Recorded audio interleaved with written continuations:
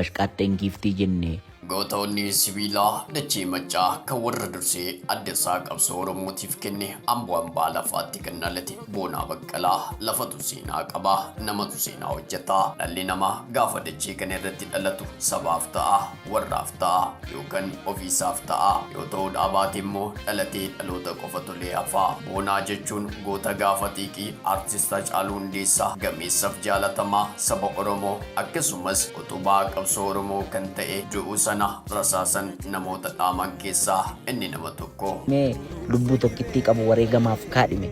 Kennaa uummanni saba badhaaseen gidiraa fi roorroo Oromoo mataa gadi qabe rasaasan rukutamee quuqqaa fi quuqqama Oromoo keessa jiru baasuuf sagalee hacee fakkeessuun Qaamni miidhame immoo hoolii rifeen jechuu danda'amis namni kireeditii isaa dhowwatu hin jiru beektaa. lubbuu aarsaa ture lafee nu jabeesse amma garuu dhukkubni itti hammaatee hospitaala seeneera Boonaan nagaa argatee deebi'uuf gargaarsa keenya barbaada. Gaafa